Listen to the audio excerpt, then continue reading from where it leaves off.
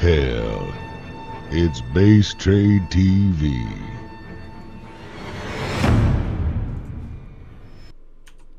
Whoa, it's Scumbag Rifkin holding up the load bar this time. GG. I think I forgot to do the best of 3 thing last time too. My apologies on that, guys. But this is all set up now, of course. Spawning here in the top left corner in game number 2 of this best of 3 for stage 2 brackets. It's going to be the Balkan Bears Red Protoss player Daze. The bottom position as the blue Terran. It is my and Sandy's Jjakji. As far as the overlay is concerned, I mean, again, I think you brought up a good point earlier. We were talking about how it caters more towards the live audience. You know, all this information that's normally on the bottom of GameHeart does get cut off sort of at the bottom of screens. And as well, when you're watching through Twitch, if you've got that little bar on the bottom because you like move your mouse, you can't see names, you can't see information. So putting in the top's an interesting move. But I think over the next 2 days, we'll either see it grow in people or maybe it'll never get utilized again. But in the same token, I like that DreamHack's changing it up a bit. Not just the same old every... Because that's why we all got bored of the Brood War, or not the Brood War, the Wings of Liberty overlay, right? Which is the exact same thing, no matter what. Well, it also had a lot of dead space. Yeah, well, I know. I mean, there's a lot of wasted space, and we've seen some of it cleared up through like the various WCS versions of it. The GameHeart one, of course, is a different overlay altogether, but it's just, I don't know. I like it. I think it looks good at the very least, whether you dislike or like the transparency or whatever. I think the only thing, if I could improve one thing on it, would be the production. I feel is a little small. It's kind of hard to tell when things are building. I haven't watched it yet. I just saw it from your view, so I'll see what it's like in the viewing experience and see if I agree or disagree. Or, you know, as we said, maybe it'll grow on people. It is whatever it is a good idea for the live audience. Maybe just, you know, not the greatest execution. We don't know yet. Anyways, game number 2, Daze went for something very, very cheesy. Not a bad idea. Like, seriously, even though Jjakji, I feel like his win rate is so good in PvP because he is against that cheese, as you mentioned, it's still probably your best bet to take down Jjakji, who is a good contender to win the entire thing. Oh yeah, we've seen, like, was it Ryong has fallen to blink all-ins. Polt has fallen to blink all-ins. We've seen some of the best. MMA even sadly has lost to some. I mean, it's unfortunate, but it is a strategy that can work. The problem was I feel the timings were a little bit late, and the build order maybe wasn't as crisp for Daze, but specifically because he went out of his way to try and hide it so hard from Jjakji. Because whether he knows a lot about Jjakji or not, one of the key strengths Jjakji has, and especially this is what leads to like holding off blink all-ins and such, is the scouting information. He's one of the few players that will always dedicate that SCV and that first Reaper, not just one or the other. He never saw the Twilight Council, but he did have those bunkers up, so he definitely saw something with the SCV or the Reaper that like made him like, okay.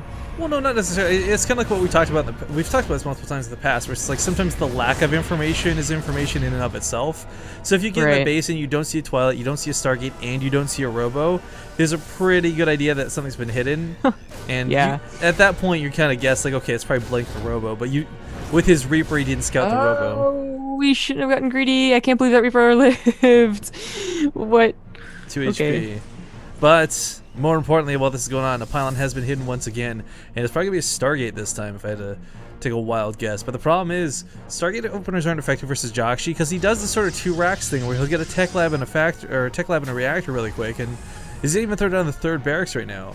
This isn't at all different than what we saw in the last game, but this gives him the 6 Marines he needs to hold off an Oracle. So this is not going to work, sadly, for Daze. The thing about not wanting to go for the 1 base fastest Oracle, even though it can be very, very powerful, is that it's usually easily scouted. You know, like the natural isn't down, there's so many guys on gas, and the Reaper's always going to see it, especially with someone like Jjakji. But when you get the 2 base Stargate, like, you're just kind of banking the fact, like, the Marines are going to be in the correct position, or they're not going to pull in time, or something like that, which Jjakji usually has, like, those 6 Marines always until he's ready to move out in both mineral lines. Well, the nice thing, too, is this Oracle, this doesn't have to kill all the workers, this doesn't have to do game-ending damage, but it does have to live.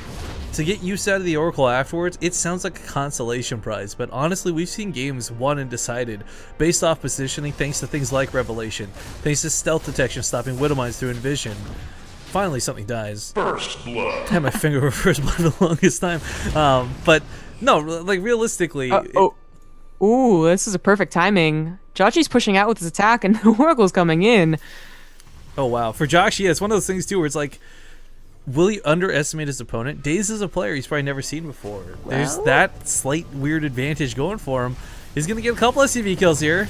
But at the same token, back at home, the overcharge has to be popped. He's going to lose the Mothership Core. Too focused on that Oracle. That's going to be game right there. You cannot let this force push.